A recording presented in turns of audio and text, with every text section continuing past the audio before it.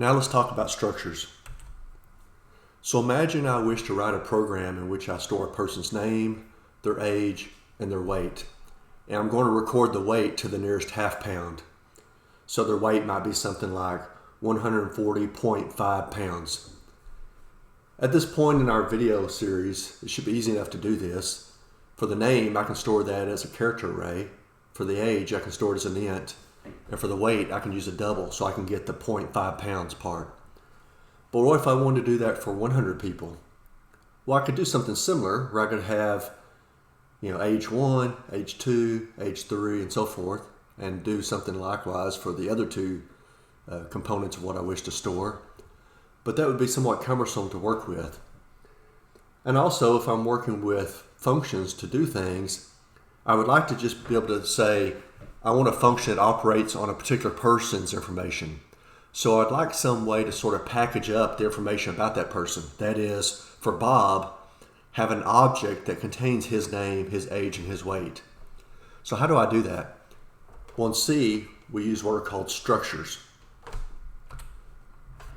So the format of a structure is this. We have the keyword struct, then we have the name of the structure, because I could have multiple types of structures in the same program, and then inside the curly brackets here, I'm going to have each of the variables that I want to associate with this type of object once I create it.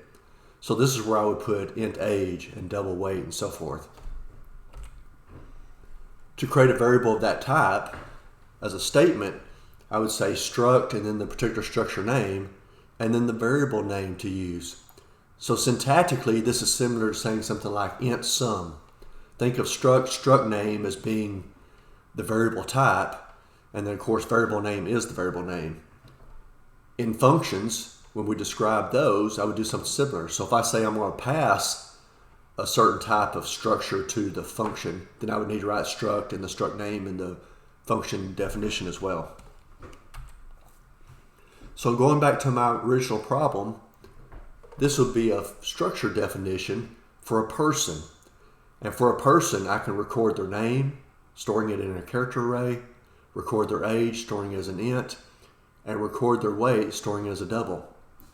So when I wish to create an object using this structure, because it's just a definition of what it is, I'm not allocating memory here or creating anything, but in order to actually create an object of this type, I can do this, struct person John, and then here I give it the initial values in which I record the initial values in the order that they're listed here in the structure. So John Smith is the name, 25 is the age, 170.5 is the weight. And to create a Mary object, I can give her initial values for the structure. How do I then access the components of that structure or the elements of the structure? Well, for that, I use a period, which is also known as the structure member operator. So to get John's name, or the John object's name component, I use john.name, which remembers a string, so I print it using %s. And his age, which I reference as john.age, is an int, so I use %d here. So the format specifiers match up with the types of the components. A character array, which is we'll assume is a null terminated array of characters, so it's a string, an int, or a double. I'd use the appropriate format specifiers for those types. We can also allocate memory for that type of structure, just like right here. When I write int x, I'm not initializing that variable, but I am allocating memory for an int, and then later I can assign a value to it as x equals 5. The requirements for allocating memory and then later initializing are the same as if they were the individual components. So here I've allocated memory for this structure, and since age was an int and weight was a double, I can just use the assignment operator to assign values to that object. But since the name here is a string, I can't just say Darren.name equals the string any more than I could with regular strings. If we look at that briefly, we can see that if I have this, char name,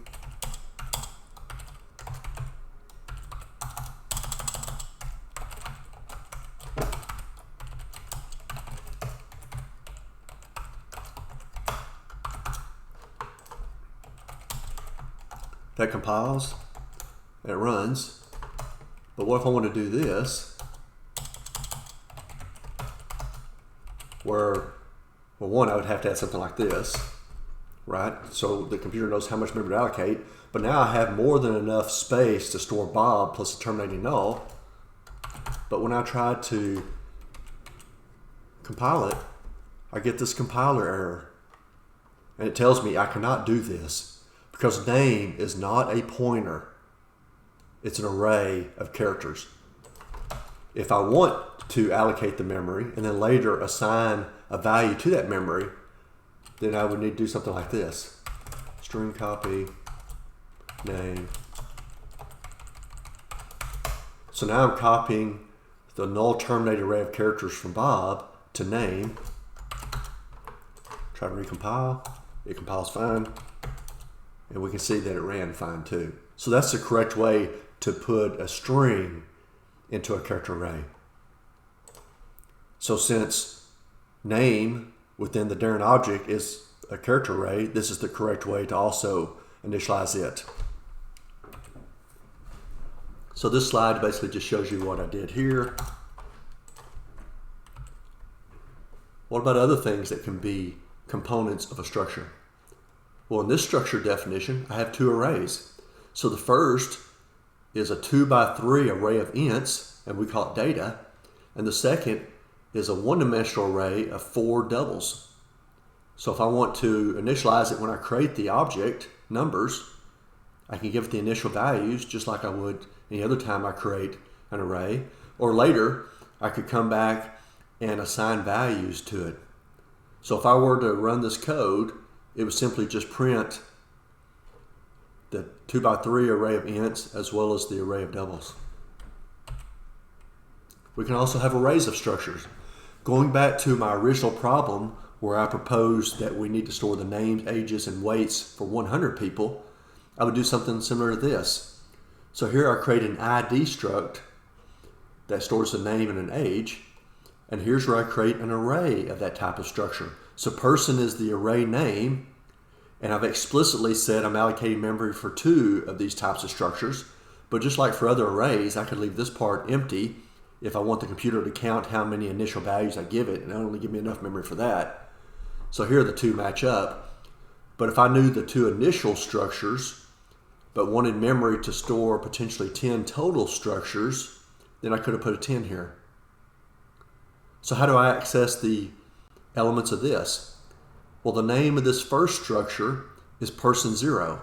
And so once I know that person 0 describes the John Smith structure, then I can get the name component and the age component.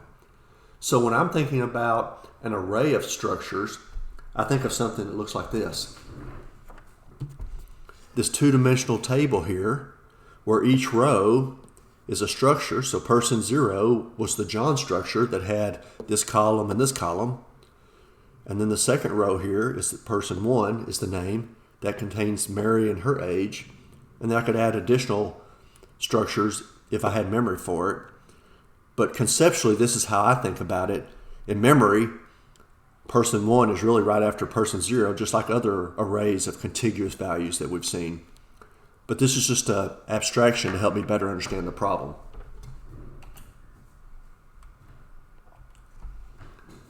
What about using structures with functions? When I wish to work with a structure that's created in one place, but I want a function that I call from that place to work with that structure, the requirements and restrictions are similar to an int. So if I create an int and say int x equals 5, and then I call a function f and say fx, I'm getting a copy of the value in x in the function. And so changes to that copy within the function don't affect the original. If I did want to change the original from the function, then I would pass the address of that variable to the function. And inside the function, I would actually use a pointer to reference that address and do what I need to do. With structures, it works the same way. What we have to be careful of, though, is how do we dereference that structure if we're working with a pointer to it, but also how do we dereference pointers within structures.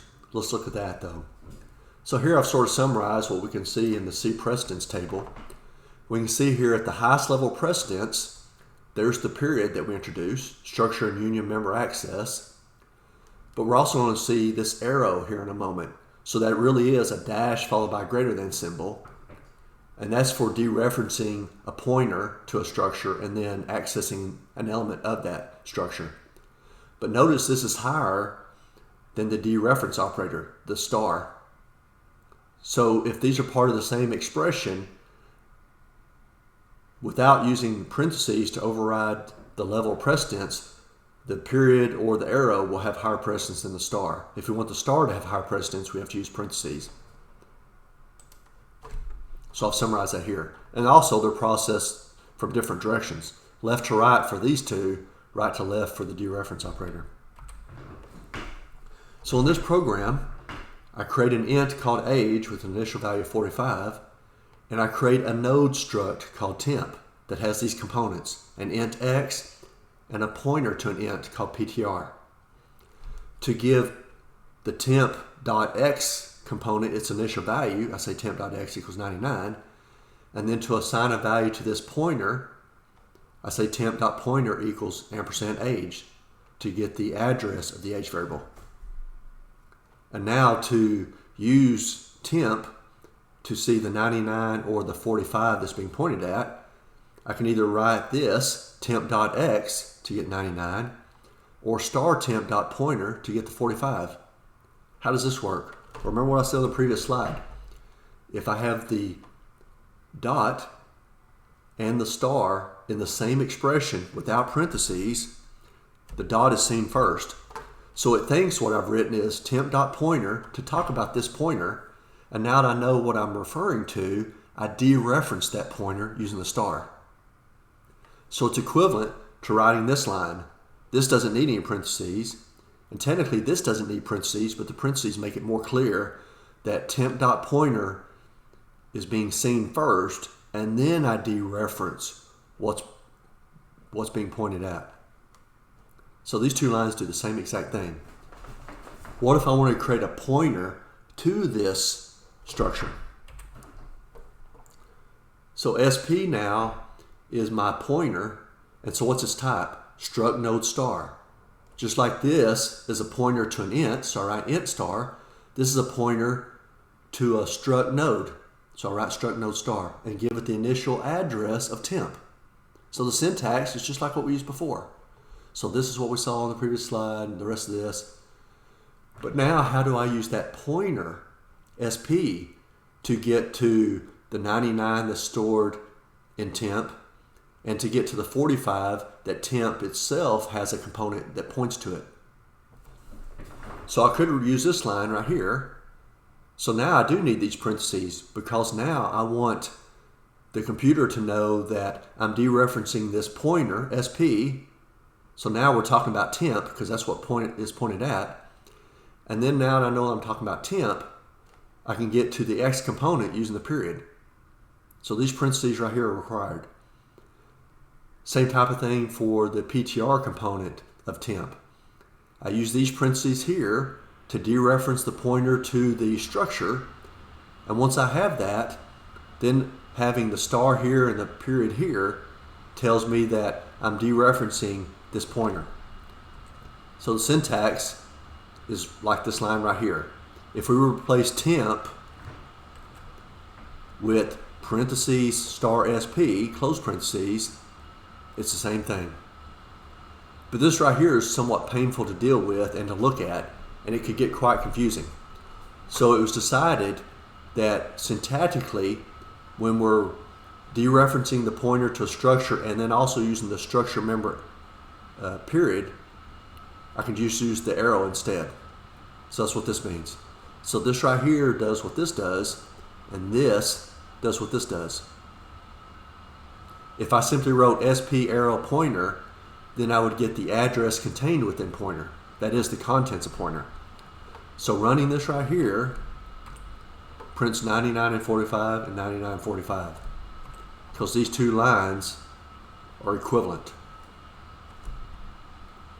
So let's write some code to see some of that now.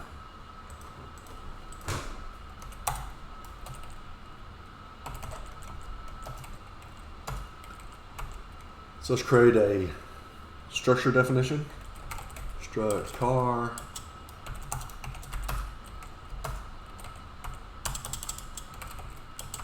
We'll have the owner of the car, and we'll give 20 bytes of memory for that. The make of the car, and the model of the car. Look at where I put the structure definition.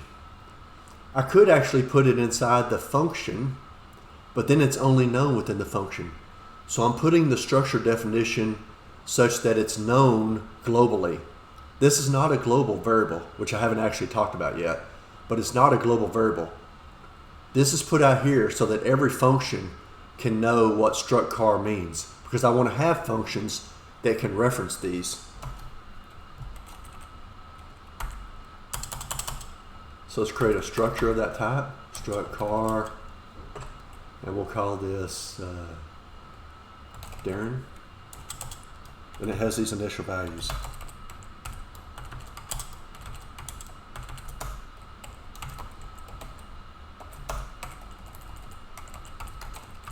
So the owner is Darren, and he owns a Mazda 3.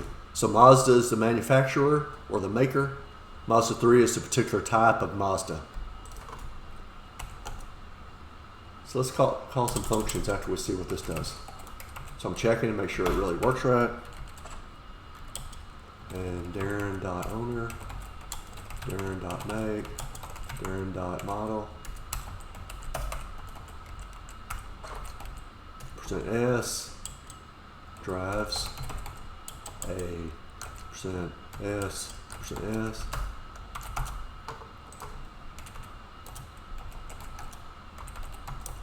Darren drives a Mazda 3. Call function 1, and we'll give it Darren. So for the way I'm using it here, that says there's no return type.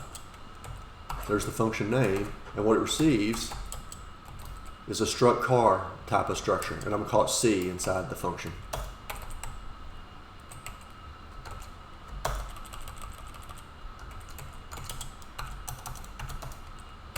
So let's say down here we do this. I want to change the make and model. So since those are strings, I use string copy. So string copy to C.make Porsche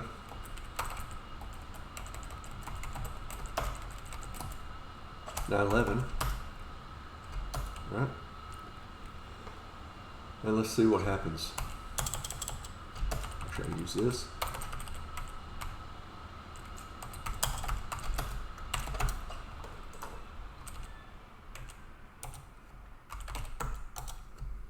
Darren still drives a Mazda 3. Why didn't it change to Porsche 911? Because remember, when I gave this structure to F1, it was just like passing an int. I really gave a copy of the structure to the function, and so the changes were to the copy. So if I were to look at this down here to see what it looks like, let's change this to this so we know that we're inside the function.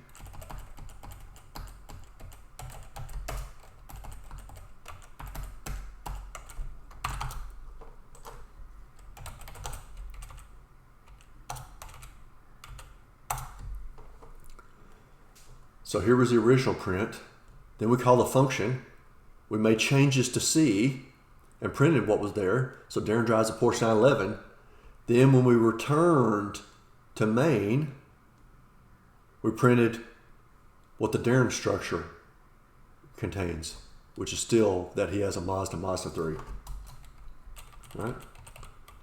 So this is a local copy of a structure, and so changes are only to the local copy. So what if I'm wanting to change this object, which I was pretending that I was trying to do here? So let's try again and see what happens. Here's an option. Calls F2.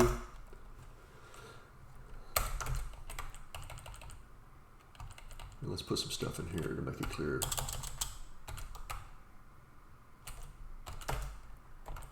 So I'm just separating the parts. This be F2. We said it was struct car. And now we'll do this. Struct car temp. So there's a structure that I've created locally. And let's do this. String copy temp dot owner is equal to C dot owner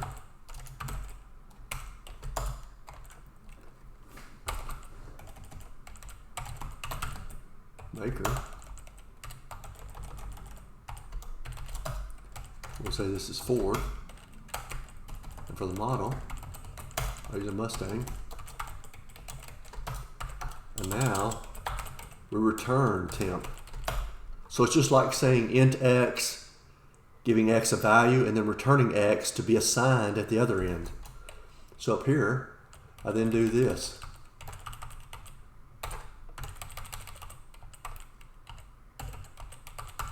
Call F2 and say Darren equals.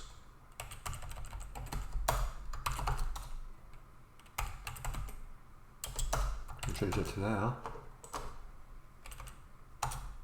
Oops, what did I make? Temp dot maker or make? Sorry, it was make. Darren now drives a Ford Mustang. So I assigned this value because even though this structure contains strings, I'm not assigning a string. I'm assigning a struct, and I'm allowed to do a straight assignment, just like I can do a straight assignment of ints. So if Darren had been an int and temp was an int, I could return this int value to be reassigned to Darren. I really wouldn't do this typically, so let's look at another option.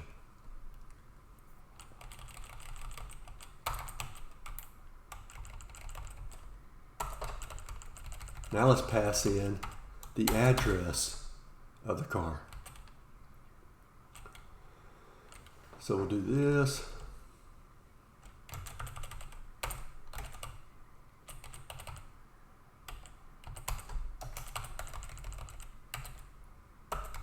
And now I'm going to give it the address of Darren. And we'll change this back to this.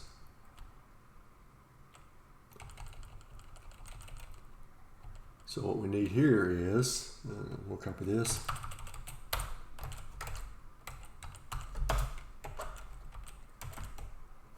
Sorry, that was right.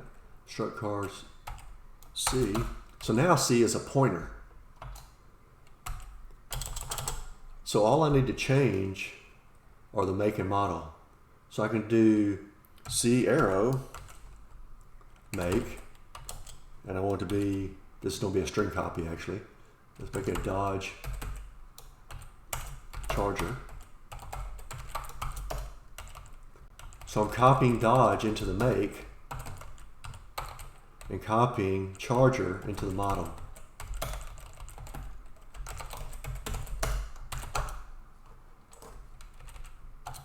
Oops, I forgot to rename this since I copied it.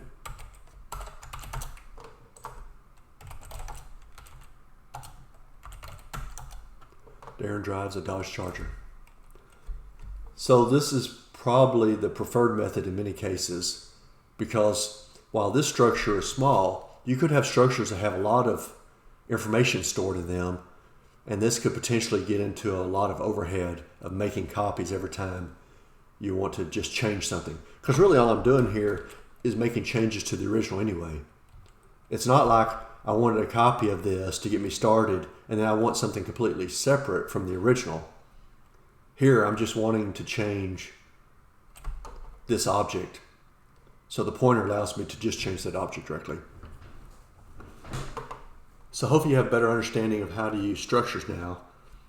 In later videos we'll see how to use structures for building larger data structures, and also to dynamically allocate memory for the structures. So the pointer operator, or excuse me, the arrow that we use here will be used in a lot of cases. So you just have to get used to that if it's not clear now.